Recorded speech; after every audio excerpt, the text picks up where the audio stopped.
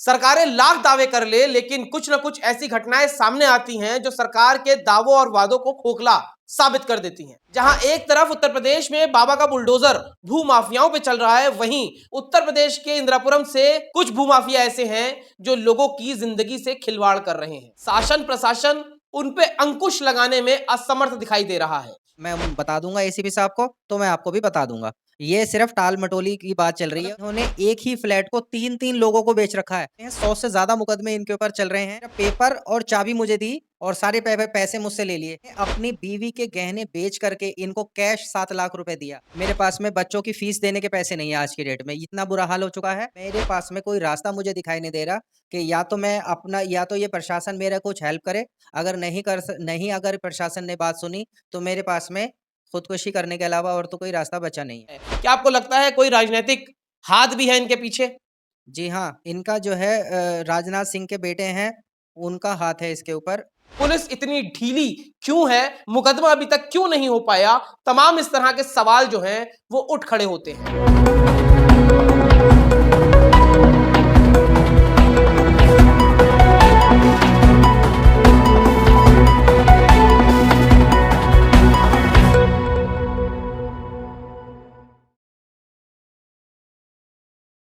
नमस्कार, मैं मोन्टू राजा, anti corruption India से स्वागत है आपका। तमाम बार हमने देखा है कि जो भू माफिया हैं वो पनप रहे हैं। सरकारें लाख दावे कर ले, लेकिन कुछ न कुछ ऐसी घटनाएं सामने आती हैं जो सरकार के दावों और वादों को खोखला साबित कर देती हैं।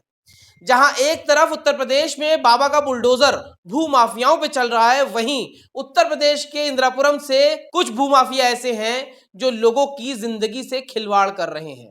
शासन प्रशासन उन पे अंकुश लगाने में असमर्थ दिखाई दे रहा है, या यूं कहें कि शिकायतों को ठंडे बस्ते में डाल दे रहा है। मेरे साथ मौजूद हैं यूसुफ, जिनकी खबर हमने पहले भी चलाई थी, जिनके साथ लाखों रुपए की ठगी हुई और जान से मारने की धमकी दी गई। ऊपर आप लिंक देख सकते हैं, इस लिंक में आपको पहले की खबर मिल जाएगी।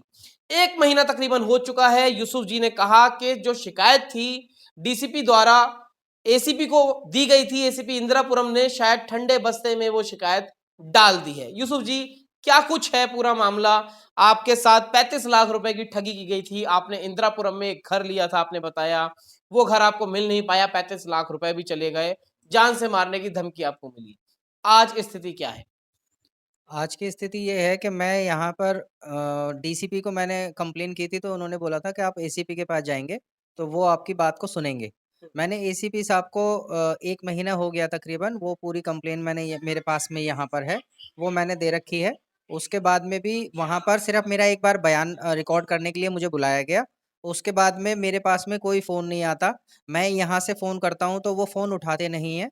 और उसके बाद में जब मैं वहाँ पर 4 बार गया हूँ, तो एक बार एसीपी साहब से मुलाकात हुई है, जिसमें उन्होंने बोला कि जिनको मैं बयान दे कर के आया था, वो उनसे उसके बारे में बात करेंगे और मुझे अपडेट देंगे। इस बात को भी 1 हफ्ता हो गया और अभी तक कोई उसकी अपडेट नहीं है तो मेरे यूसुफ पास। जी, आप 1 हफ्ता बता, 1 महीना ये शिकायत को आप बता रहे हो गया, 27 दिन हो गए हैं। तो एसीपी ऑफिस जब जाते हैं तो आपके बयान उन्होंने ले लिए। जो आरोपी पक्ष है, जिस पे का आरोप आप लगा रहे हो, जान से मारने की धमकी आपको दी है, आपके 35 लाख रुपए आपसे ठग लिए हैं, उनका बयान हुआ या उनसे पुलिस ने कुछ कहा, या मुकदमा कायम हुआ? मुकदमा कब तक कह रही है पुलिस करेगी? वो बातों को सिर्फ़ टाल रहे हैं कि जब बात वो स उनसे मैं बार-बार पूछता हूँ, तो एक तो वो फ़ोन उठाते नहीं हैं। जब फ़ोन उठाते हैं गलती से, तो वो सिर्फ़ ये बात बोलते हैं कि जब बात हो जाएगी, जब उनसे मैं बता दूँगा एसीपी साहब को, तो मैं आपको भी बता दूँगा। ये सिर्फ़ टाल-मटोली की बात चल रही मतलब है। कोई भी एक स्पेसिफिक डेट या टाइम आपको नहीं दिया जा रहा है? जी, बिल्कुल नहीं दिया जा रहा है। हुँ। क्योंकि है क्या कि ये जो संतराज कसाना है या पृथ्वी कसाना है और इनका जो है एक राकेश सिंह है, वो इनका पूरा मॉर्फेस ग्रुप चलाते हैं ये, और मॉर्फस ग्रुप में भी इन्होंने इसी तरीके से मॉर्फस ब्लूबेल और मॉर्फस प्रतीक्षा के नाम से नोएडा में इन्होंने फ्लैट बना रहे हैं। लेकिन वहाँ पर भी ये सारी ठगी कर रहे हैं। वहाँ पर इन्होंने एक ही फ्लैट को 3-3 लोगों को बेच रखा है और उसका पूरा एक ग्रुप बना लिया है।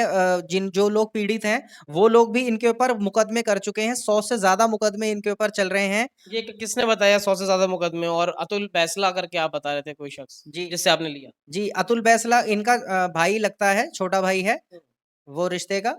लेकिन ये सब एक ही कम्युनिटी के हैं और एक ही उसमें मतलब सारी चीज़ें इनके एक ही खानदान के ताल्लुक रखते हैं ये। मतलब उत्तर प्रदेश के अंदर ये देखिए बड़े बड़े आरोप आप लगा रहे हैं कि 100 से ज्यादा मुकदमे हैं किसी शख्स के ऊपर और वो छुट्टा सांड की तरह घूम रहा है। असल में क्या है ना कि इनकी तरफ जो है इन्होंने प्रशासन को अपनी जेब में रखा हुआ है। ऐसा ये बोलते हैं कि हमारा प्रशासन कुछ नहीं बिगाड़ सकता और ये लगातार इसी तरीके से लोगों के चेक बाउंस करवाते हैं, कभी कुछ कराते हैं और लोगों के ऊपर इसी तरीके से जो है दुनिया भर की इन लोगों ने पैसे ले ले रखे हैं और उनको जो है ना फ्लैट देते ना कुछ देते। मैं भी पिछले ये 5 साल तो मेरे इस फ्लैट को हो गए, उसके पहले इन्होंने मेरे साथ में ज़मीन दी दी थी, वो ज़मीन भी नहीं दी। फिर उसके बाद में बोला मोरफस प्रतीक्षा में मुझे फ्लैट देंगे, उसके भी पेपर मेरे पास में है, वो फ्लैट भी नहीं दिया। उसके अगेंस्ट में मैंने बोला, मैंने कहा ये सारे पैसे मिला करके और मैंने जो अभी पैसे दिए थे, वो सब मिला करके मुझे जो रेडी कंडीशन में फ्लैट था एंजल जुपिटर का, वो दे दीजिए। तो इन्होंने सिर्फ पेपर और चाबी मुझे दी और सारे पैसे मुझसे ले लिए। यहाँ तक कि मैंने अपनी बीवी के गहने बेच करके इनको कैश 7 लाख रुपए दिया, जिसकी रसीद मेरे पास में है। वो कच्ची रसीद और होती है। बाकी पैसा कैसे दिया? बाकी पैसा मैंने अकाउंट में ट्रांसफ़र कर रखा है, तो उसकी भी मेरे पास में सारे रिपोर्ट मेरे पास में स्टेटमेंट्स हैं उसकी, तो वो मैंने दे रखी हैं। तो जहां देखिए उत्तर प्रदेश के अंदर जहां सरकार ये कहती है योगी का बुलडोजर जो है भूमाफियाओं पे चल रहा है, लोगों के जो भूमाफिया हैं उनके घरों की कुर्की हो रही है, लेकिन वहीं इंदिरापुरम गाजियाबाद उत्तर प्रदेश के अंदर जिन लोगों पे आरोप लगा रहे हैं 100 से ज्यादा मुकदमे ये बता रहे हैं उनके ऊपर है और तमाम लोगों के साथ ठगी करी है। और वो कहाँ रहते हैं, क्या उन पे कोई पहले कार्रवाई हुई है या जेल वो गए हैं? ये लोग कनावनी के रहने वाले हैं, अभी शिप्रा में रहते हैं। इनका एक भाई पृथ्वी कसाना, वो नोएडा में रेंट पर रहता है, वो अभी आया था यहाँ पर और पुलिस से की मतलब जेल से छूट करके आया था। एक राकेश सिंह है, वो भी जेल से छूट करके आया है और ये खुद इनके ऊपर सबके ऊपर पूरे मुकदमे चल रहे हैं। अतुल बैसला पे मुकदमे चल रहे हैं, लेकिन दिक्कत ये है कि ये लोग प्रशासन से साठगांठ कर लेते हैं, जिसकी बिना पर ये खुले घूमते रहते हैं। और मेरी जीवन भर की ये गाढ़ी कमाई जो इन लोगों ने मेरे से लूटी है, मेरे पास में अब जो है कोई रास्ता मुझे दिखाई नहीं देता।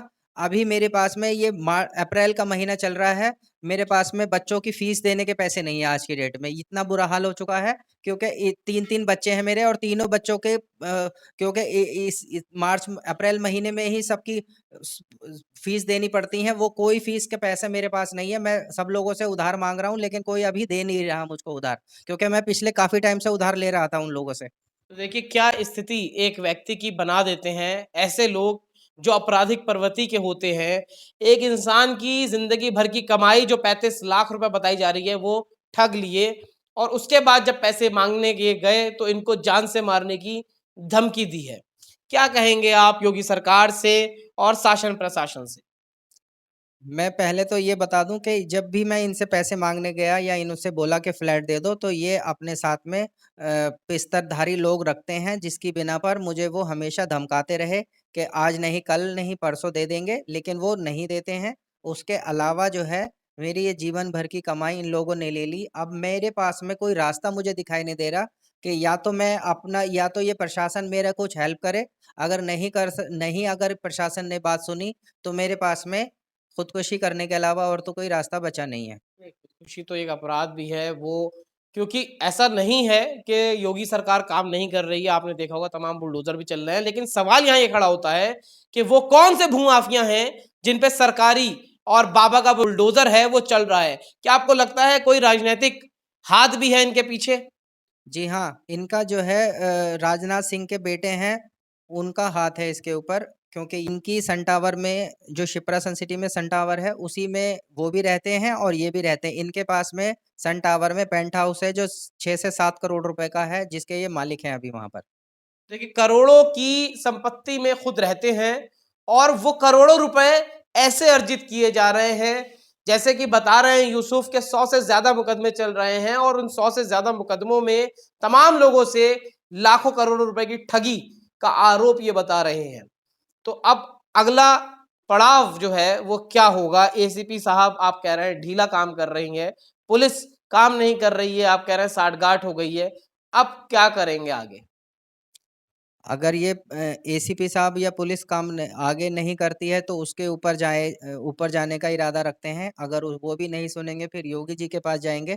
जब तक हमारी बात नहीं सुनी जाएगी हम इसी तरीके से संघर्ष करते रहेंगे। और अगर ये किसी ने भी नहीं सुनी तो फिर हमारे पास में कोई रास्ता नहीं बचता जो हम अपनी जिंदगी को खत्म कर दें। देखिए, ये हालत है आज भी उत्तर प्रदेश के अंदर उन लोगों की जो अपनी गाढ़ी कमाई लुटवा चुके हैं, लुटेरे इनकी कमाई को लूट चुके हैं और बाहुबली बन के लोगों को धमकाते हैं, जान से मारने की धमकी देते हैं। कहीं ना कहीं संरक्षण जरूर प्राप्त है, पुलिस इतनी ढीली क्यों है, मुकदमा अभी तक क्यों नहीं हो पाया, तमाम इस तरह के सवाल जो हैं वो उठ खड़े होते हैं। तो इस घटना पे आप क्या सोचते हैं, क्या राय रखते हैं, कमेंट द्वारा जरूर साझा करें। और जो पहले इनका इंटरव्यू था उसमें भी पूरी डिटेल बताई गई है, वो आपको ऊपर लिंक में मिल जाएगा, डिस्क्रिप्शन में मिल जाएगा। इस पूरी चर्चा पे अपनी राय प्रतिक्रिया कमेंट द्वारा साझा करें। अगली अपडेट के साथ आपके समक्ष फिर प्रस्तुत होंगे। नमस्कार।